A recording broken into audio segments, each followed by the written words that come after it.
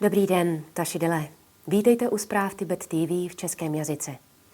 Poslechněte si přehled hlavních zpráv o Tibetu, jeho svatosti Dalajlamovi a tibetské exilové vládě. Toto jsou hlavní události uplynulého měsíce. Jeho svatost Dalajlama zaslal modlitby v reakci na zprávy o narůstajícím počtu nakažených covidem v Tibetu. Jeho svatost Dalajlama zdůrazňuje význam svobody pro kognitivní vývoj. Kalifornská univerzita v Mercedu udělila jeho svatosti Dalajlamovi cenu Alice a Clifforda Spendlavových. Ústřední tibetská vláda odsuzuje odebírání vzorků DNA Tibeťanům v Tibetu. Falešně obviněný Tibeťan si odpykal 10 let v čínském vězení. Špatně vedená čínská politika nulového covidu ohrožuje životy Tibeťanů v Tibetu, říká tibetská exilová vláda. Členské státy OSN vyjádřily znepokojení nad čínskými represemi v Tibetu.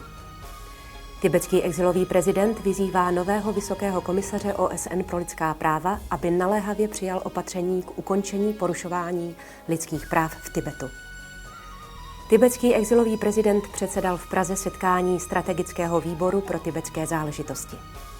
Švýcarská parlamentní skupina pro podporu Tibetu vyslechla svědectví o represích v Tibetu.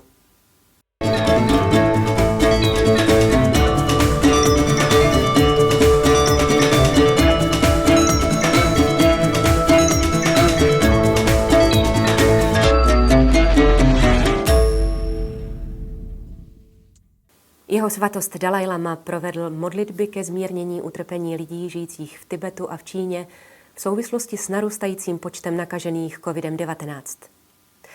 5 organizací se v hlavním buddhistickém chrámu v indické Dharamsale zúčastnilo modlitby za dlouhý život jeho svatosti Dalajlamy a jeho svatost při této příležitosti zmínil, že on se modlí také za obyvatele východního Turkestánu.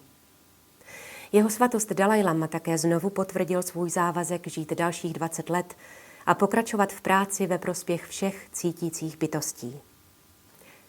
Během setkání se skupinou vedoucích představitelů mládeže jeho svatost Dalajlama řekl, že svoboda je klíčová pro kognitivní vývoj jednotlivců po celém světě. Jeho svatost zmínil, že lidé žijící v totalitních režimech, jako je komunistický režim v Číně, nemohou rozšiřovat své znalosti, ani nemohou bez svobody slova, myšlení, projevu či shromažďování činit informovaná rozhodnutí. Totalitarian system, very bad.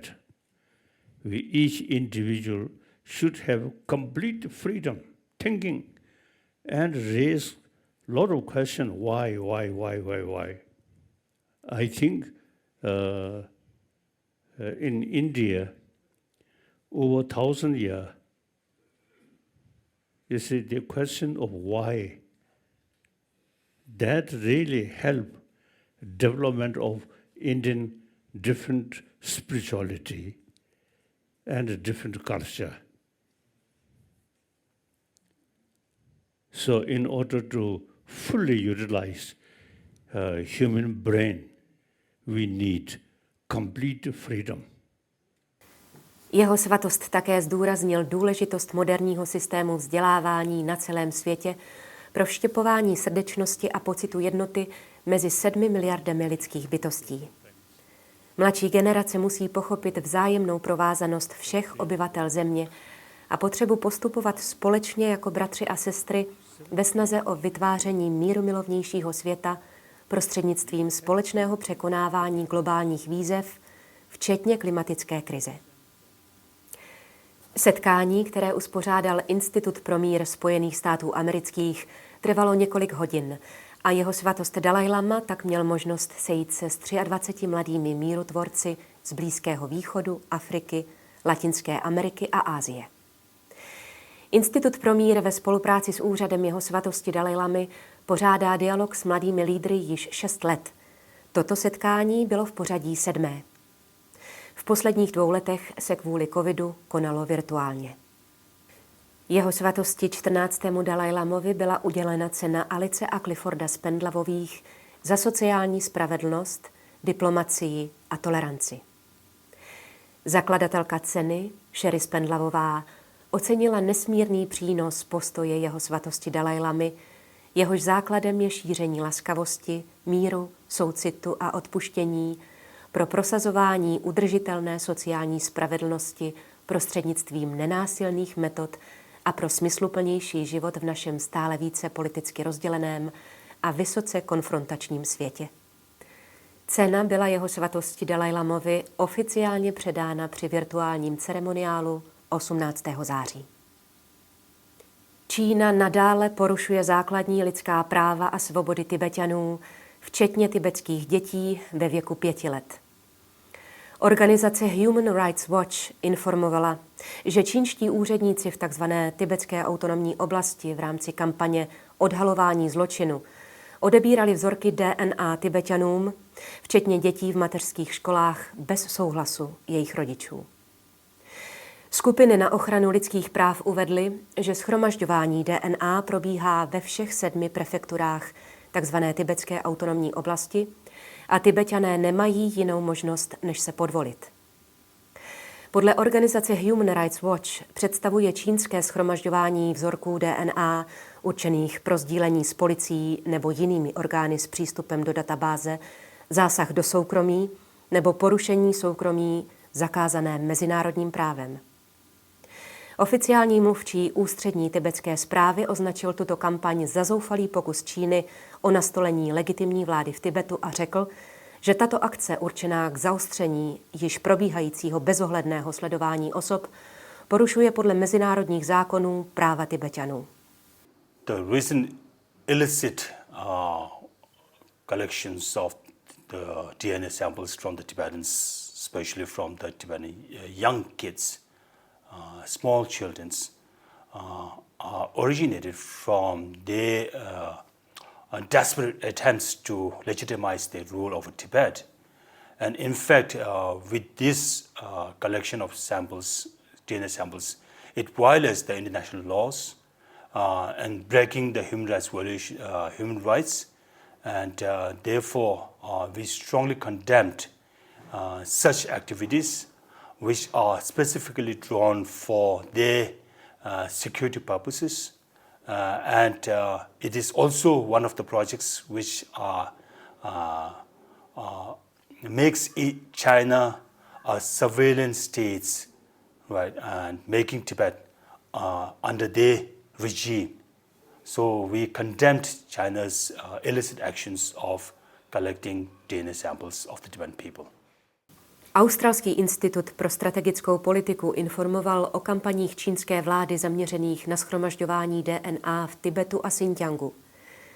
Odborníci z institutu uvedli, že je jasné, že sběr DNA porušuje zákaz svévolného nebo nezákonného zasahování do soukromí jednotlivců podle Mezinárodního paktu o občanských a politických právech.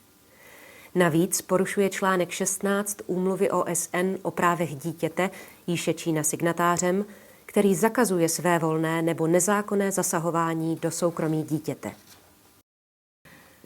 Čínské úřady konečně propustili Pemu Dondupa, Tibeťana, který si odpykával 12letý trest za falešné obvinění z vraždy poté, co se v roce 2012 v provincii Kansu na protest upálil jeden z Tibeťanů. Podle rádia Svobodná Asie je Pema Dondup od svého propuštění 31. srpna 2022, 2 roky před vypršením trestu, pod neustálým dohledem a je sledován čínskými úřady. Byl zatčen v roce 2012 spolu s dalšími 6 Tibeťany v souvislosti s případem sebeupálení Dorje Rinpochena v říjnu 2012. Pema Dondup byl odsouzen lidovým soudem okresu Sanchu k 12 letům vězení na základě obvinění z údajné vraždy. Zprávy uvádějí, že 7 Tibeťanů odsouzených v souvislosti s Dorjeho sebeupálením je i po propuštění z vězení stále pod drobnohledem a čelí omezování ze strany místních úřadů.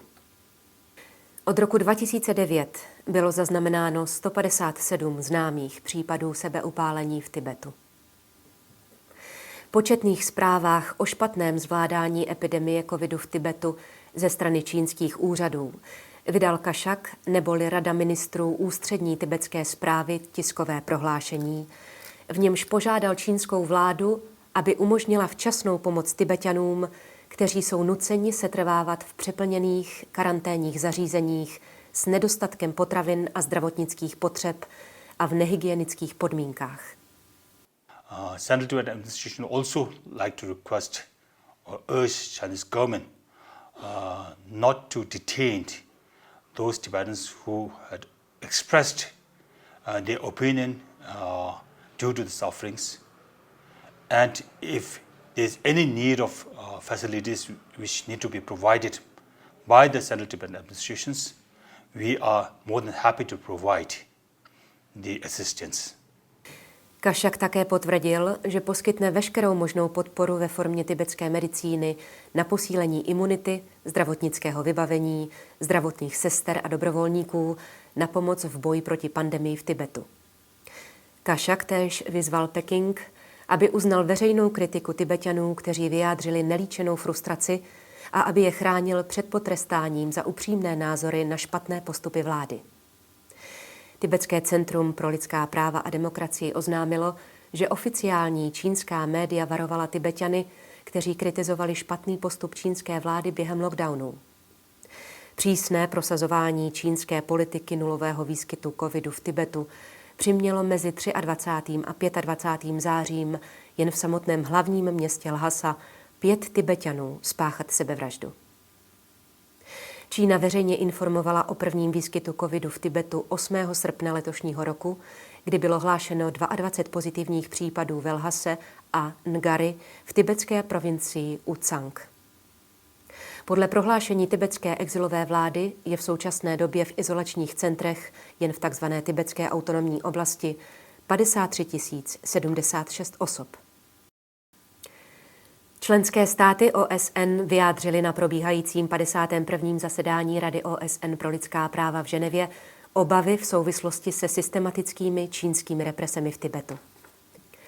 Znepokojení nad situací v Tibetu vyjádřila řada zemí, včetně Spojených států amerických, Dánska, Německa, Švédska, Švýcarska, Litvy a Evropské unie jménem 27 členských států. Zdůraznili drakonickou kontrolu svobody projevu a další porušování lidských práv a současně upozornili na porušování lidských práv ze strany Číny.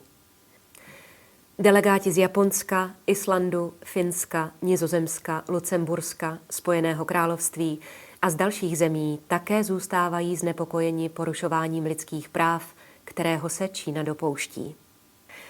Kalden Tsomo, tibetská přidělenkyně při OSN, jménem Společnosti pro ohrožené národy upozornila na špatné zvládání pandemické situace v Tibetu ze strany Číny.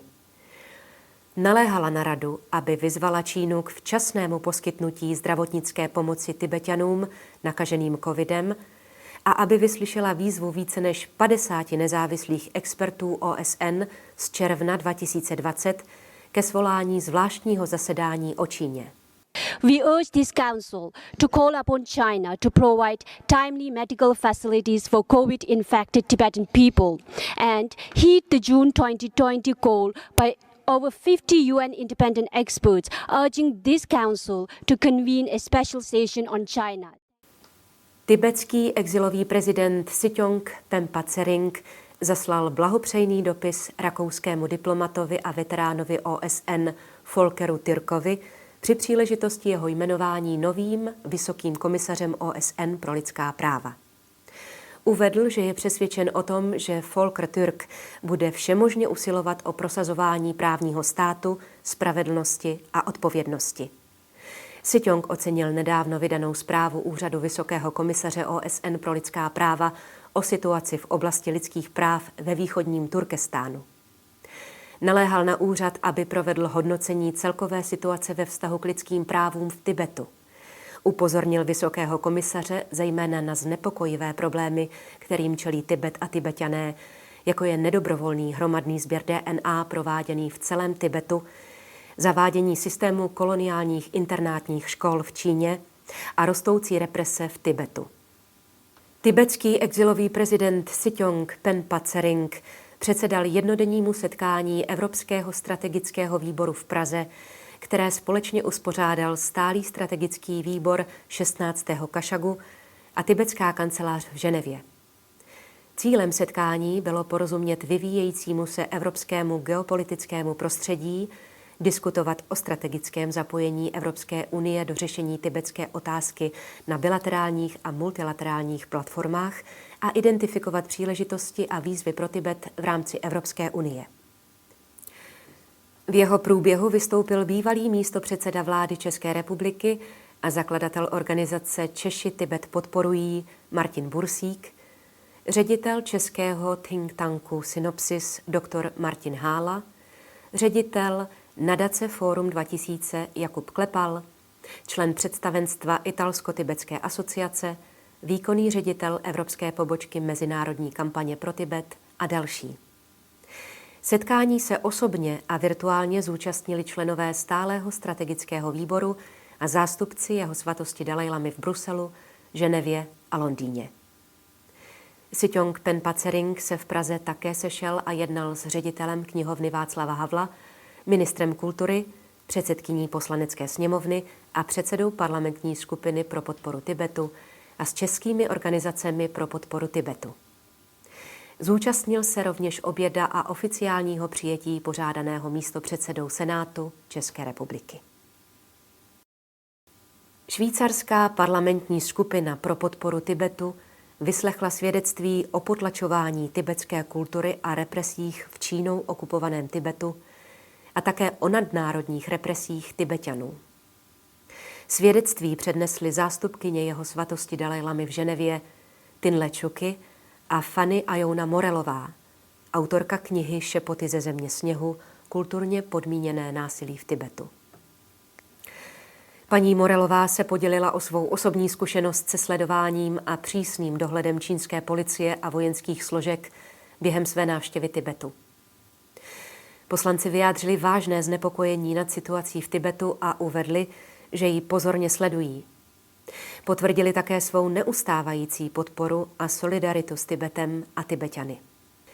Setkání se zúčastnili spolupředsedové a členové švýcarské parlamentní skupiny pro podporu Tibetu a předseda a místopředsedkyně Sdružení švýcarsko-tibetského přátelství. To byly zprávy za tento měsíc. Děkujeme vám za pozornost a věříme, že budete zprávy Tibet TV sledovat i nadále. Tukđeče.